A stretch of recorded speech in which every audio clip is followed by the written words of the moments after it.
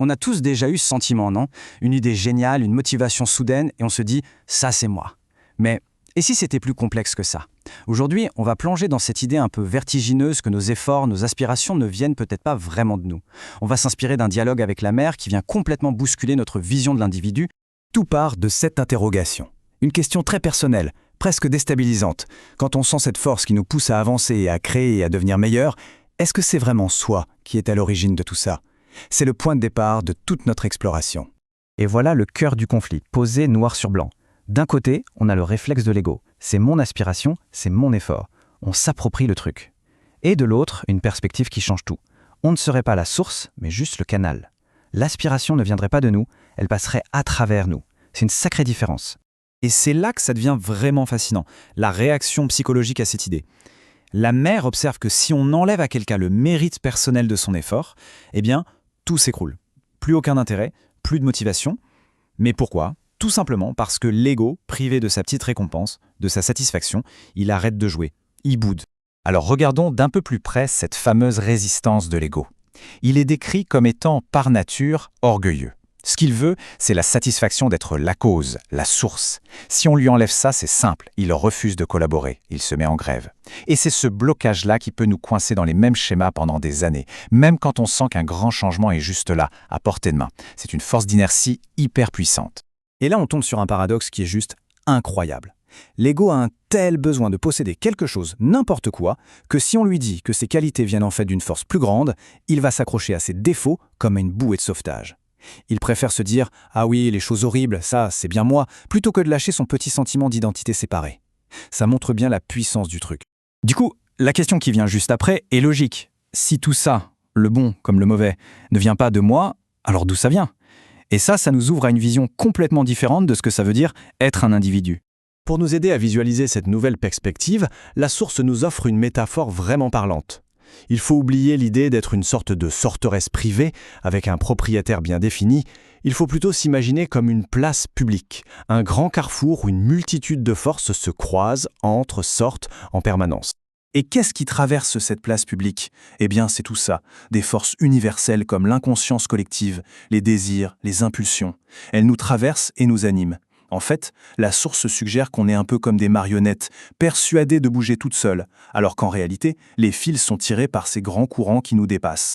Ok, mais attendez, si on est tous des places publiques traversées par les mêmes forces, comment ça se fait qu'on soit tous uniques? La réponse, c'est la combinaison. C'est un peu comme un kaléidoscope. Avec les mêmes petits bouts de verre, on peut créer une infinité de motifs absolument uniques. Chaque personne est une combinaison unique, jamais reproduite de toutes ses forces. C'est comme ça que l'unique se déploie dans l'innombrable.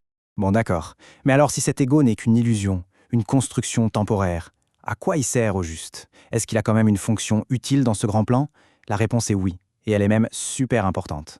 En fait, l'ego n'est pas un ennemi à détruire, c'est plutôt un outil temporaire. Sa mission, c'est de construire une personnalité cohérente, un individu bien distinct. C'est un peu comme un échafaudage autour d'un bâtiment en construction. Une fois que l'individu est solide, qu'il est prêt, l'ego a fini son boulot. L'échafaudage peut être retiré et la vraie structure apparaît.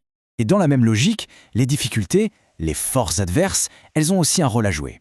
Elles sont là pour nous secouer un peu, pour nous empêcher de nous endormir. Elles nous forcent à être radicalement sincères avec nous-mêmes, parce que c'est seulement dans cette sincérité totale qu'on peut espérer les maîtriser un jour. Ce qui nous amène à la grande question, finalement. Est-ce qu'il y a une sortie? Est-ce qu'on est condamné à être le jouet de toutes ces forces, de ces conflits intérieurs? Ou est-ce qu'il y a un moyen de s'élever au-dessus de tout ça? Apparemment, la clé se trouve dans ce concept, le déterminisme. L'idée de base est simple, chaque effet a une cause.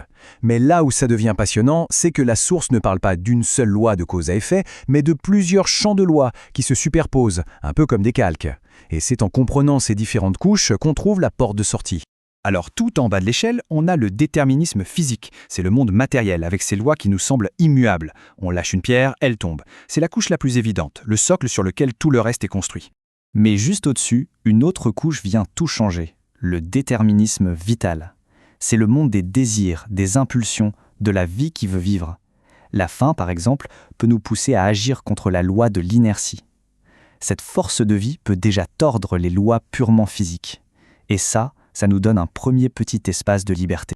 Et puis, Tout en haut de la pyramide, il y a la couche qui peut absolument tout transformer, le déterminisme suprême. C'est un plan de conscience supérieure qui, d'après la source, a le pouvoir de réécrire les règles de tous les niveaux en dessous.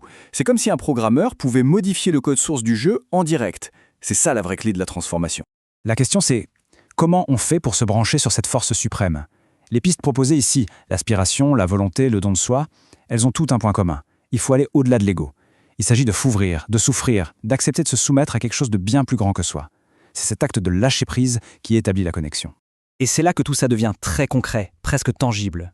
Quand cette force supérieure intervient, elle réorganise les choses d'une manière qui nous semble complètement impossible, qui défie nos lois habituelles. Pour quelqu'un qui regarde de l'extérieur, ça ressemble à un miracle, tout simplement parce que la cause n'est pas visible à notre échelle. Au final, la conclusion de tout ce cheminement est d'une simplicité presque poétique.